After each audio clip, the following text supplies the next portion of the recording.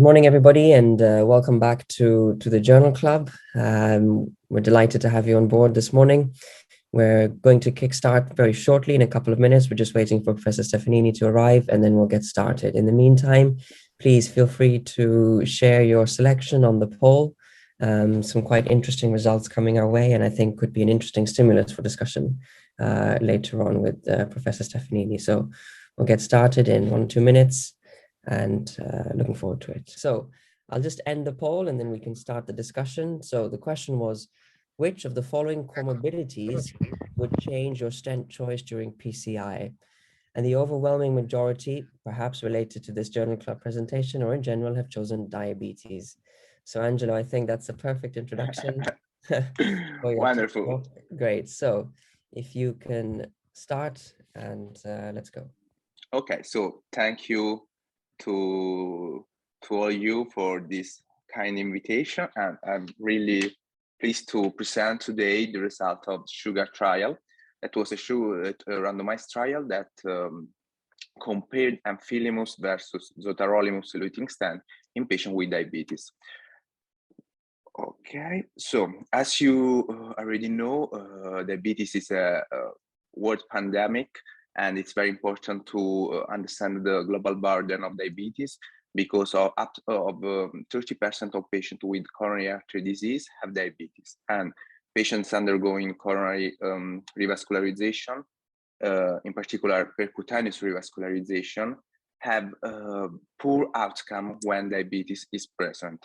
So this is a lesson that we learn from the recent trial, from several trials that show that, for example, percutaneous coronary intervention performed worse than surgery in diabetic freedom, in diabetic patient with multivessel disease. This is the lesson from freedom trial, for example. But we had such improvement of stent technology in the last decades, and now second generation stent offer a new opportunity to treat diabetic patient with better outcome comparing to first generation stents such as Taxus paclitaxel stent, in this case in Tuxedo trial, where Xi and zotarolimus-eluting stent performed better than Taxus. In any case, we can see that even despite the technology improvement in the last year, in diabetic patient, we still have such a high rate, high incidence of adverse outcome, and target lesion revascularization and target vessel revascularization are still high, despite, for example, the improvement of biodegradable polymer deaths in such patients. So we still have some problem in patients with diabetes, and we still need to improve the result of percutaneous coronary intervention. In the last years, a new technology emerged on the field, and it is represented by the Create Stent technology. I will show you later the feature of this stent, but what I want you to show is that we have such good results in the main trial that tested this stent when we considered the diabetic patients, including in this trial that are Reservoir trial, Recreate trial, and Next trial. So starting from this information and starting from the reduction of adverse events in this trial, the hypothesis that Create Stent could represent the device of choice in diabetic patient was advanced. And actually, this is the question that this trial want to answer. Is Create Stent a device of choice in diabetes patients undergoing PCI? And these are the results that I will present you of sugar trial that was presented at TCT in November 2021, and it was published on European Heart Journal. So it's a randomized controlled clinical trial, investigator initiated, founded by Spanish Society of Cardiology. And the objective, as I told you, was to compare Creativo stent to Resolute tonic stent in all-comer diabetic patients undergoing PCI. This is very important because this study had an all-comer design with very few exclusion criteria. And as I told you, the inclusion criteria were very broad. So basically all the diabetes patients undergoing PCI could be enrolled with no restriction for clinical presentation, complexity, number of lesion, number of bell vessel, and in case of left main disease or multivessel disease, they had to be evaluated within the heart team evaluation. Exclusion criteria were little, so just low life expectancy, cardiogenic shock at presentation, contraindication to the APT, and pregnancy. So the patients were randomized in a 1-to-1 ratio to receive Creativo stent on Resolute tonic stent. The randomization was at patient level. It means that the patient had to receive the same stent for all the lesion, and the same stent had to be used in a stage procedure if stage procedure were planned. And complete revascularization was encouraged by the author, and the APT for at least 1 month was mandatory, but the author suggests to, of course, extend the APT for 12 months for patient presenting with acute coronary syndrome, and for 3 up to 6 months for patient presenting with coronary chronic syndrome. So let's move to the stent, the experimental study device, and let's take a look to the feature of the Creativo stent and why this stent could represent a device of choice. It's an ultra thin strut stent with a strut thickness of between 70 and 80 micron. It's polymer free, and the eluting drug is sirolimus combined with fatty acid. It's a combination, it's an amphiphilic formulation that is loaded on reservoir onto the abdominal surface of the stent. So the drug is released from this reservoir without the presence of the polymer. And the presence of fatty acid enhances the penetration of the drug within the vessel wall. The elution is completed within 90 days, more or less. The comparator study device was Resolute tonics. Resolute tonics is a zotarolimus coronary stent. He has a quite thick strut thickness because the strut thickness is between 90 and 100 micron, and it is coated with zotarolimus, and there is a durable biocompatible polymer, and it is made of 2 alloys, cobalt shell and platinum iridium core, while Creativo stent is made of a cobalt chromium alloy. So the hypothesis of this study was non-inferiority of Creativo stent at 1 year respect of the primary endpoint of target lesion failure, composite of cardiac death, target vessel MI, and target lesion revascularization. If non-inferiority was met, a superiority analysis was pre-specified. However, the superiority analysis was pre-specified at 2 years. According to the assumed 1 year event rate in the both arm, the author suggested a non-inferiority margin of 4% risk reduction in terms of absolute risk reduction, that it is a risk reduction of 1.5 in terms of relative scale. And starting from this margin, they calculated a sample size of 1,164 patients. This is the trial flow chart, and 1,175 patients were enrolled. They were assigned in a 1-to-1 ratio to Creativo stent and Resolute tonic stent, and they were followed up for 1 year with a very low rate of patient lost to follow up and very low rate of crossover between the two arms. So if we look at baseline characteristics, well, the two groups were quite good balanced.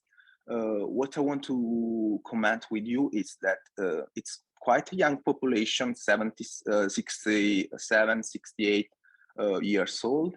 There is a good balance between acute coronary syndrome and chronic coronary syndrome. About 10% of patients presented with STEMI, and most of the patients were diabetes type 2 patients treated in insulin in 1 patient out of 3. The procedural characteristics are quite have a quite low complexity because even if there are diabetic patients, SINTA score, for example, was low. Left main included were very low incidence of left main, chronic total occlusion, bifurcation with two stent, and total stent length was quite low. So in this case, we cannot talk about a high complexity population. And even the number of stent and lesion per patient treated was about 1.5.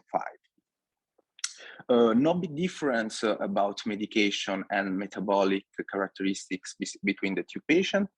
Just few words about the low use of GLP-1 receptor agonists in this population. And this is important because we know that these drugs are associated with lower cardiovascular events in diabetic patient with atherosclerotic disease. And there are such difference in terms of dual antiplatelet therapy at 12 months, but we will comment this data later. So moving to the results, at 1 year, the Creativo stent was associated with a significant reduction of primary endpoint of target lesion failure with absolute reduction of 3.73%.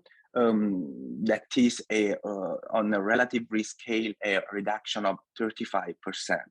The non-inferiority hypothesis was met, and a superiority analysis, an exploratory superiority analysis was performed, and the Creativo stent resulted superior to Resolute Tonics.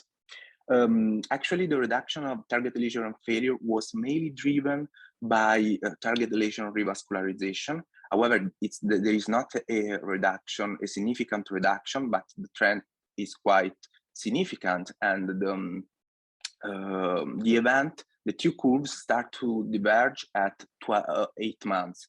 And this is probably because at 8 months, it became evident the interstitial stenosis that is one of the most common cause of revascularization in diabetic patient. No such difference in cardiac death and target vessel MI. Just few words on target vessel MI, because as you can see, the two curves start from high incidence from 0 time. This is because in target vessel MI were included periprocedural MI, but there were no difference in terms of periprocedural MI between the two arms, both according to third universal definition and ARC-2 definition. So secondary endpoint, the Creativo stent did not reduce significantly the MACE, but there were lower events in Creativo stent, and Creativo was associated with target vessel failure, with a reduction of target vessel failure, a significant reduction. And target vessel failure was the secondary endpoint made up of target vessel revascularization, target vessel MI, and cardiac death. It's important to remind that there were no interaction across pre-specified subgroups, and the results were similar when the analyses were performed as per protocol, because all these results that I show you were as per intention to treat analysis.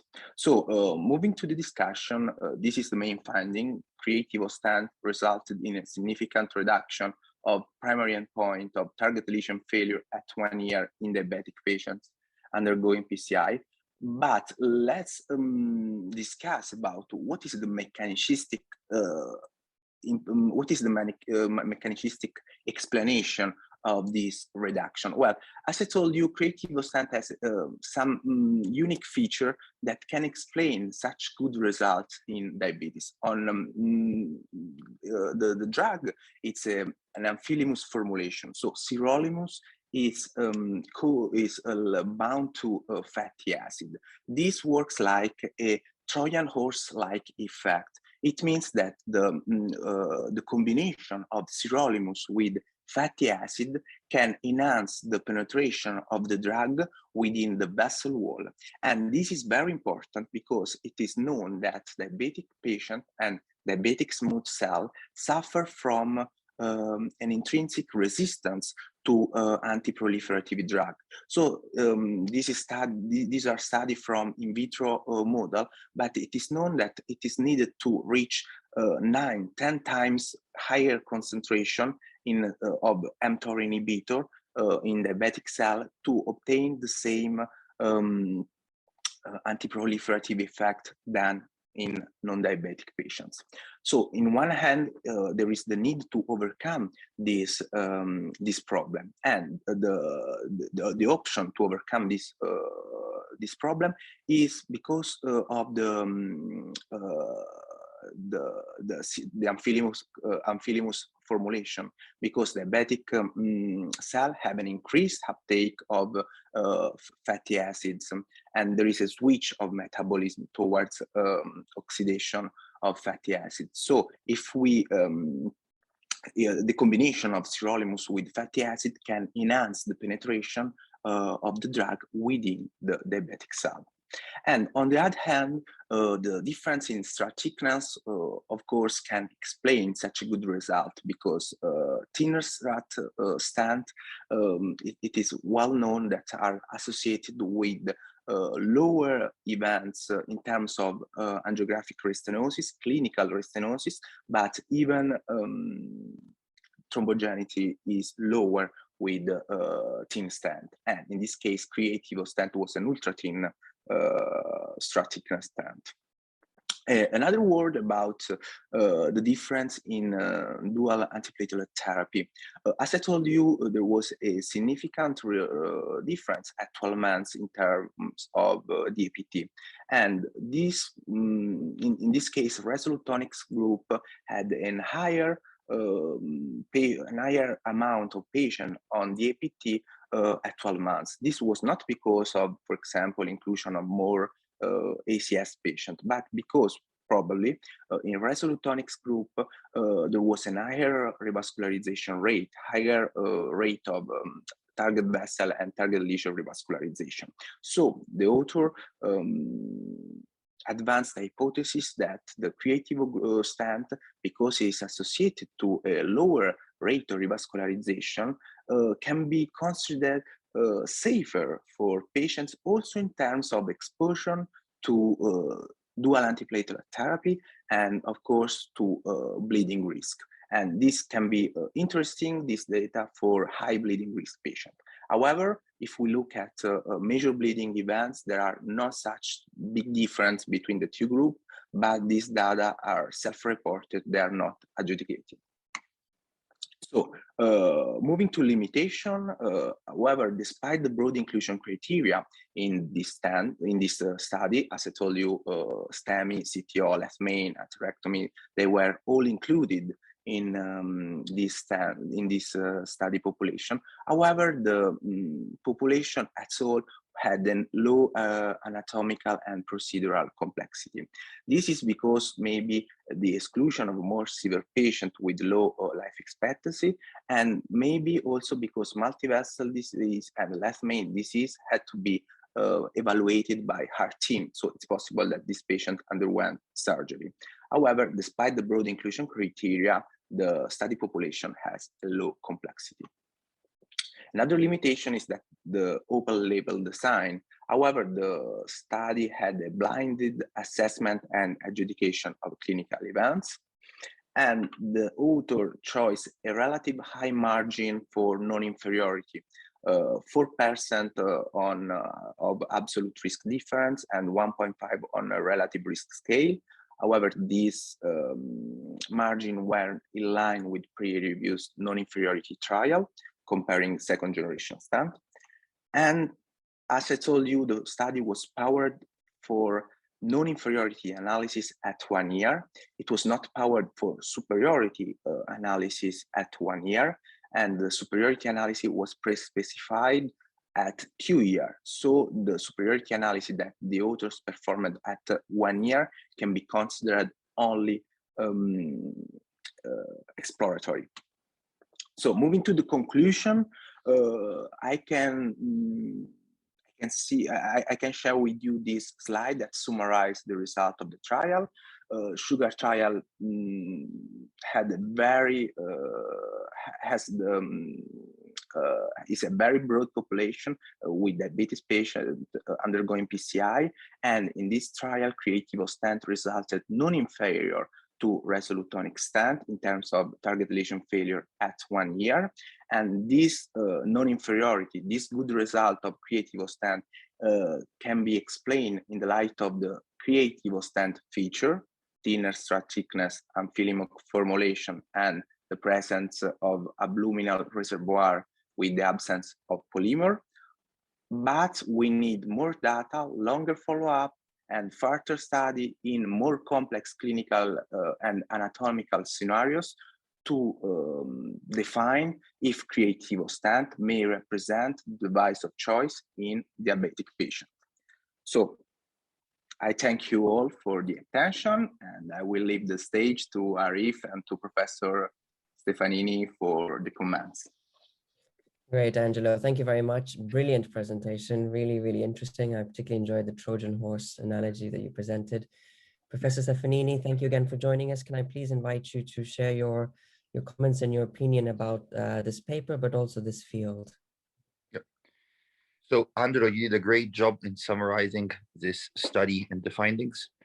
And I think that it's a very interesting study for a number of reasons.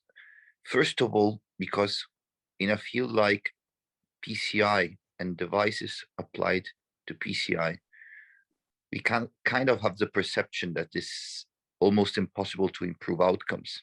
And instead, this trial shows that in specific high-risk population, it is possible to show superiority of a new device, which I think it's interesting as a message. With respect to the technology, I think that it's also very interesting. Angelo actually summarized very well the features of this technology and the potential advantage in a subset of patients such as diabetic patients. In this sense, I have to say that we had the technology since over 1 decade, since, as a matter of fact, the next trial, which was the first randomized controlled trial which evaluated this stent, was published in 2012 in JACC. And at that time, there was a signal suggesting a potential advantage in diabetic patients. And we have been discussing of this for 10 years, and it's very good to today have a large-scale RCT, which evaluated the clinical advantage specifically in diabetic patients. Somehow, it's a missed opportunity to have waited 10 years. I mean, if this findings hold true in the real world population, so if this device truly provides a clinical benefit in diabetic patients, it has been a missed opportunity for many diabetic patients in the last 10 years not have been treated with this device. And somehow it's a pity that such trial was not conducted earlier. And it's a pity that at the very end, the manufacturer left the management of such trial to an independent group, which had to find public funding to conduct the trial. So on a regulatory standpoint, I'm not sure it's the way to go. If you see a potential advantage in an early stage trial with a device, probably you should have some kind of obligation to further investigate. Okay, thank you. So we'll take some questions from the chat. Aisha Kader, thank you for your question. She would like to ask about, usually in non-inferiority, it's a per protocol analysis, but in this time it was an intention to treat analysis. What would be your comment regarding that? Actually, as a matter of fact, there is no kind of rule that suggests to perform a per protocol analysis for non-inferiority. So it very much depends from what was defined in the trial protocol. Okay, thank you. Well, actually, and, in this study, I just want to add that there were no difference in per protocol and intention to treat analysis. Really similar, really very, very similar results. Okay, thank you. And Marco has a question with regards to the Create stent. Do you think that we're now can say that this should be a first choice in diabetics, and or what about other stent technologies that are coming onto the market, like the Amphilimus stent, for example? Is there going to be a specific strategy that we should think? In general, I think that that we need to guide our clinical practice with clinical evidence, and we do have this trial today that shows this, let's say, this beneficial treatment effect in diabetic with this device. To apply these findings to other devices, we would need some trial evidence, or at least real-world evidence suggesting a similar treatment effect. So applying these findings to other available technologies at this point in time is just a speculation. And I truly believe that we should very much inform our clinical practice from the evidence coming from available trials. So there is a question mark there to show that another device such as the Amphilimus provides similar benefits will need to be proven by clinical data. Okay, thank you. I'd like to invite any members of the audience, if you'd like to come forward and ask a question either about this trial or this field. In fact, we have a real expert joining us today, so please feel free to ask any questions.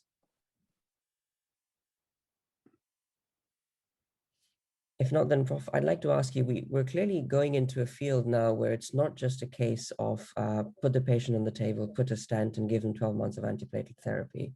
We're really moving in towards sort of tailoring depending on the bleeding risk, tailoring depending on diabetes, tailoring if you need to give triple therapy. How do you see this field evolving? Is it almost going to be, it seems that the whole concept of PCI is rapidly evolving to really suit the patient that we have on the table now? I like this question. It very much applies to the antithrombotic strategies, but it could also apply to the device strategies. In general, I think that we have a great advantage working in this field, which is that a large amount of evidence is available. And this allows us to start to improve patient-oriented strategy in a way that, as a matter of fact, can be defined as precision medicine. I mean, we do actually work in a sector in which we can truly apply a precision medicine strategy in our patients. And this certainly applies to the antithrombotic strategies and probably also to the device selection. And it's a huge advantage. I mean, we can select the ideal regimen in terms of medication, potentially the ideal device, according to the patient's specific risk profiles. And I mean, I think that we need to go in that direction, and probably we need tools that allows us to better select the patients. Yeah, absolutely. That's really, really, I suppose, motivating, inspiring. So we've just come up to time. So I'd like to probably, unless somebody has any other last questions, then call a conclusion to the session. So it just leaves me to say big thank you, Angelo. It was a brilliant presentation, very, very interesting. And you summarized the field very well. Professor Stefanini, it's always a delight to hear you speak. Thank you. Thank you very much for joining us. All the young fellows connected, probably the most inspiring take-home message for all of us today is that we work in a field where we can really use evidence and data to deliver precision medicine. And I think that's a very nice message to take home. And so thank you, everybody. Have a good day today and bon weekend.